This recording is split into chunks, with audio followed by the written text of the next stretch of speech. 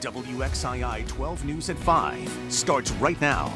The two county commissions are meeting today and school safety is on the agenda. There are plans to get more school resource officers in their districts. And Janet Danahay's case will go before the North Carolina Parole Commission today. Coming up, why her lawyer says she deserves to be freed 20 years after receiving a life sentence. And community activists are calling on leaders for action after multiple shootings over this past weekend. How one triad advocate hopes his message will bring hope to future youth.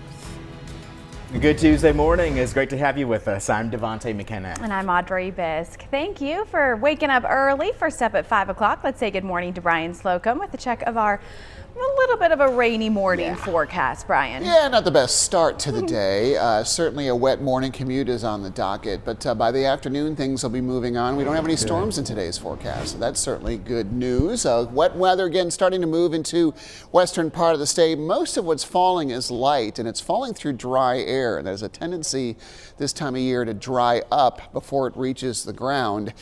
Helping to cool things down a bit more, but we're starting to see some better returns coming past I-77, past the Yadkin River, and start to track out of the foothills and mountains and into the Piedmont Triad today. Our temperatures have been milder than they've been anyway. Southwest winds have been helping with that.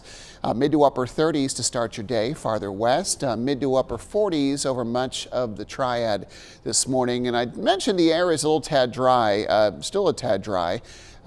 Humidity about 40 to about 60% in the area where you have the brown colors. It tends to absorb the light stuff that's falling more so than let it reaching the ground. Western counties, you're in good shape to get some rain this morning, and even the Triad will eventually as rain chances start to increase through the morning hours. That southwest wind will get a little bit breezy at times, helping to warm temperatures up despite the rain. And as it tapers off, temperatures should jump back into the low to mid 50s later this afternoon. So despite the wet start, it'll be a little bit warmer than the norm, and temperatures start to cool down into the 30s and 40s by later on tonight. You can see as we take a kind of an hourly look and step through things, best rain chances are now through noon. Notice around lunchtime things start to taper off about 11 or 12 in our western counties and then gradually start to track out of our area. There might be a little bit of leftover rain over the eastern part of the Triad through about mid-afternoon, and even then it should start to fade away. We'll keep some clouds. We'll likely see a little bit of fog developing by Wednesday morning, and overall things are looking fairly quiet for the next day or so. In fact, by Wednesday afternoon, we're back in the 60s. Should be one of the better days that we see this week. This round of rain that we're going to get this morning is not the only one that we're going to see this week. We'll step through that with your full forecast coming up in just a bit. Today, Janet Danahay will make her case before the North Carolina Parole Commission on why she should be freed from prison. She's been serving time for killing 4 people in a 2002 Greensboro fire, but she recently had her sentence commuted. Jackie Pascal joins us live this morning with a look ahead at today's hearing. Jackie.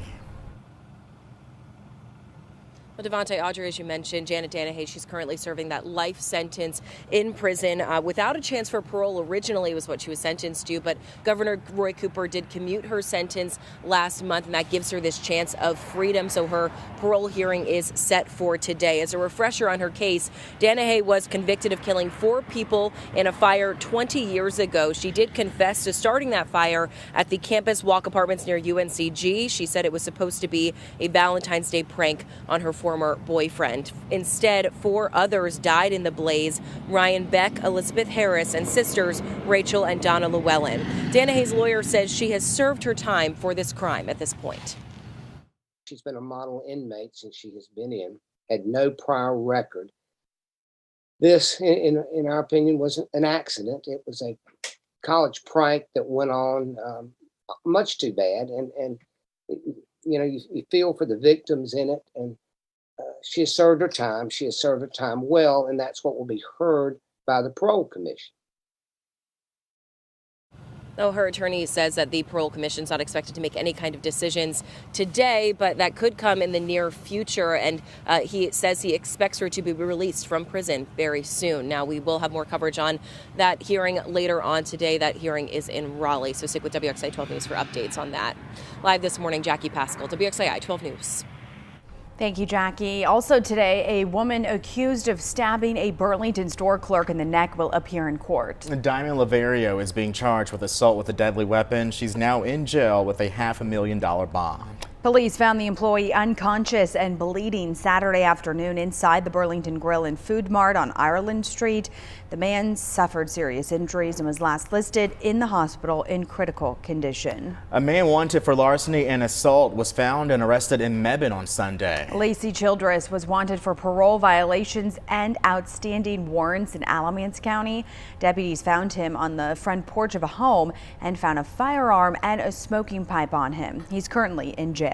5:05, 3 suspects are in custody in Wilkes County this morning, all accused of leading law enforcement on a chase from Boone. Officers tried to pull over the driver of a Chevy Trailblazer on Highway 421 for speeding and erratic driving, but the driver sped off.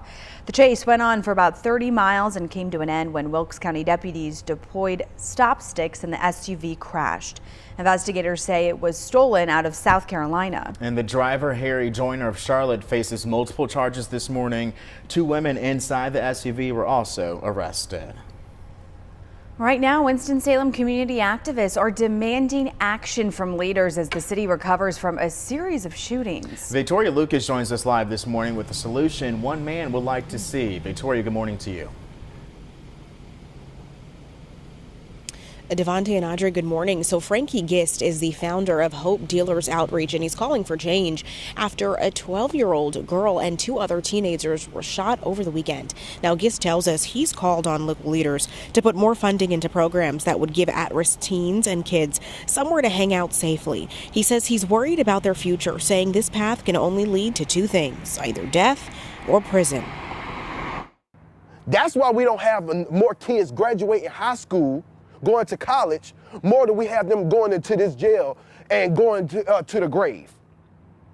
Funeral homes are more richer than these colleges these days. So what else can I tell them to do? Put funding where it matters. And Gist wants kids at home to know that this hits personal to him because he had a troubled past, but he was able to turn his life around for the better. So he's hoping that kids at home and is encouraging them to do the same. And now he's hoping that his message will, touch the minds of city leaders to also make a change. Live in Winston-Salem this morning, I'm Victoria Lucas, WXII 12 News. Change is needed. Victoria, thank you. Looking ahead this morning, school safety is on the agenda at 2 Piedmont Triad County Commissioners meetings. In Surrey County, Sheriff Steve Hyatt and School Superintendent Dr. Travis Reeves will speak to commissioners about a school resource officer grant and give an update on security efforts. And over in Rockingham County, Sheriff Sam Page will ask commissioners there to approve salary and benefits for 4 new school resource officers for the district. We'll keep you updated. And coming up next on your Tuesday, the search is on for several shooters after a mass shooting leaves 8 people injured.